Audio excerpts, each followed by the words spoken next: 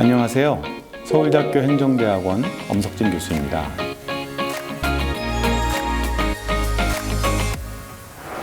소셜미디어의 활용이 행정의 반응성 증가로 이어지기 위해서는 무엇이 이루어져야 되는지에 대해서 살펴보고자 합니다. 행정의 반응성은 행정학에서 민주적 가치의 하나로서 중요하게 다루어지는 주제입니다. 행정의 반응성은 정부가 시민의 목소리에 얼마나 적극적으로 반응하는지를 의미하고, 좀 더 구체적으로는 정부가 정책 결정 과정에서 이해 당사자 집단이나 시민의 의견, 요구, 주장을 어느 정도 반영하는가를 의미한다고 할 수 있겠습니다. 시민에 대한 정부의 적극적인 행정 반응은 공공 문제를 해결하거나 정책을 결정하는 과정에서 시민의 적극적인 참여를 불러일으키고, 이는 행정의 민주적 가치를 높이는 데 기여합니다. 정부의 정책이나 주요한 사회 현안에 대해 시민이 적극적으로 참여하고 토론하는 과정은 집단 지성의 측면에서 보다 합리적인 정책 개선을 이끌어내기도 하죠. 따라서 정부는 시민의 목소리를 좀 더 잘 들을 수 있는 다양한 방법들을 고안해 왔고, 그중 정부와 시민을 잇는 효과적인 방법으로 활용되고 있는 것이 소셜미디어입니다. 정부에서 공무원들이 시민과의 소통을 위해 활용하는 소셜미디어는 페이스북, 트위터, 블로그, 인스타그램, 유튜브 등 다양합니다. 페이스북의 경우에는 2016년에 이용률 99%를 넘어섰을 만큼 정치적 소통 도구로 활발하게 이용되고 있습니다. 소셜미디어를 통한 정치적 소통 방법은 소셜미디어의 특징이나 정부의 성격 등 여러 가지 요인에 따라 차이가 있지만, 정책 설명이나 해명 자료를 제공하는 것이 일반적입니다.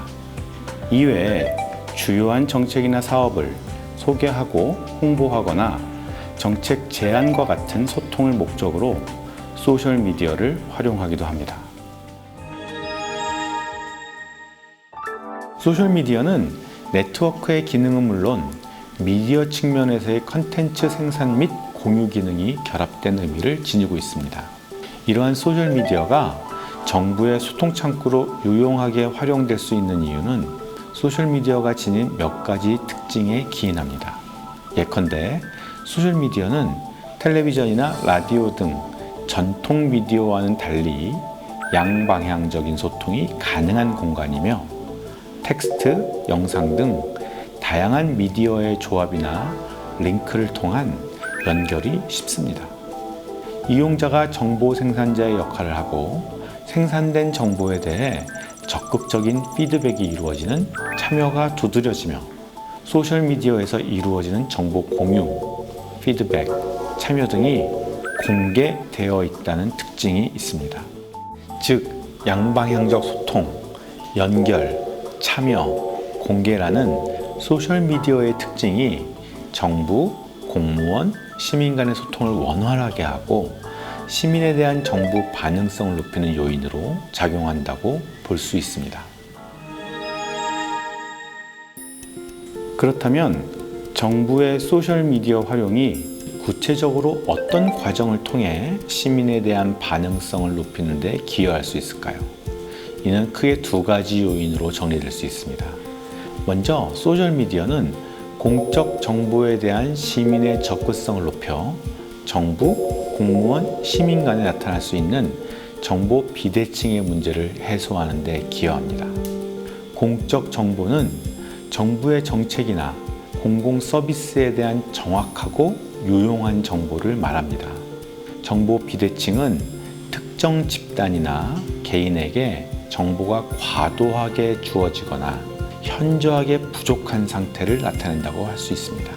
정보 비대칭의 문제가 완화될 경우, 즉 시민에게 충분한 정보가 주어질 경우 정부의 정책이나 주요 현안에 대해 정부와 시민 간의 공감대가 형성되고, 시민 자신의 의견을 합리적이고 체계적인 방법으로 개진할 수 있습니다.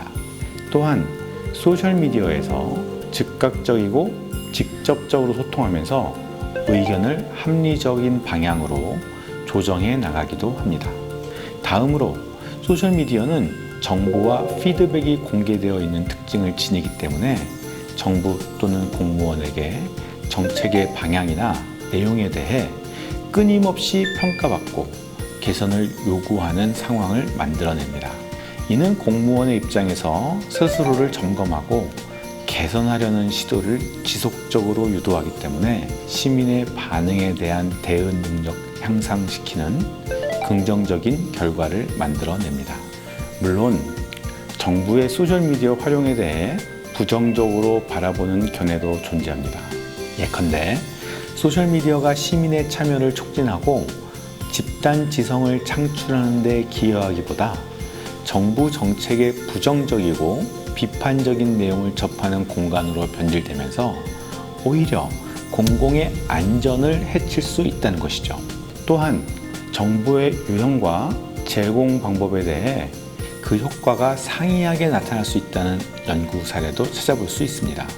정부가 소셜미디어에서 정책 정보를 제공하고 시민의 참여를 유도할 때 정책의 대상자가 누구인지, 대상자가 필요로 하는 내용과 선호하는 소통 방식이 무엇인지를 고려할 필요가 있다는 것입니다. 또한 소셜미디어에 올라오는 정보가 핵심 정보를 포함하지 못하거나 단순한 관심 끌기식의 홍보성 정보에 치우쳐져 있을 경우에도 소셜미디어의 활용 효과는 떨어질 수 있습니다. 이는 결과적으로 정보 비대칭의 문제를 해소하지 못하고 시민의 피드백을 통해 공무원 스스로가 점검하고 개선할 수 있는 기회를 제공하지 못하기 때문에 소셜미디어를 통한 정부 반응성을 제고하는 효과 또한 기대할 수 없도록 만듭니다. 이는 크게 내부적 조건과 외부적 조건에 따라 나누어 살펴볼 수 있습니다. 먼저 내부적 조건에서는 소셜미디어를 운영하는 정부 또는 지방정부의 차원에서 소셜미디어를 실질적으로 운영하는 공무원은 복합적 중개자로서 역할을 수행해야 합니다. 공무원들이 소셜미디어를 적극적으로 활용하고 소셜미디어 안에서 시민과의 상호작용을 활성화시키려는 노력을 통해 정보 비대칭의 문제가 해소될 수 있습니다. 또한 관리적 측면에서 소셜미디어에서 다루어지는 공공 서비스의 범위가 포괄적이어야 합니다.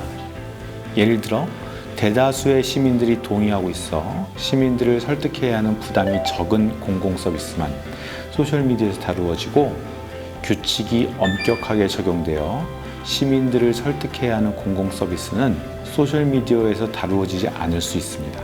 이 경우 특정한 공공 서비스에 대한 요구만 체계적으로 반영되고 다른 것은 체계적으로 배제되는 문제가 발생할 수 있습니다. 다음으로 외부적 조건 측면에서 정부는 시민들의 보편적인 소셜미디어 활용을 파악하여 적절한 포함이 가능하도록 반응의 대상과 범위를 설정해야 합니다. 정부가 소셜미디어를 잘 운영하더라도 시민이 해당 소셜미디어를 이용하지 않거나 특정 연령이나 지역의 시민만이 해당 소셜미디어를 이용한다면 이는 전체 시민의 소망과 요구를 반영할 수 없습니다.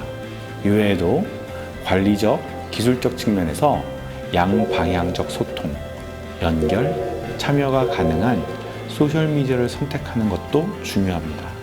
카카오톡이나 밴드와 같이 메시지가 외부로 노출되지 않고 폐쇄적인 커뮤니케이션이 이루어지는 소셜미디어보다는 페이스북, 트위터, 인스타그램과 같이 사회적 정보가 쉽게 공유되고 이용자들이 다른 사람의 메시지를 쉽게 관찰할 수 있는 소셜미디어가 정부 반응성을 개선하는 데 효과적이라고 할 수 있습니다.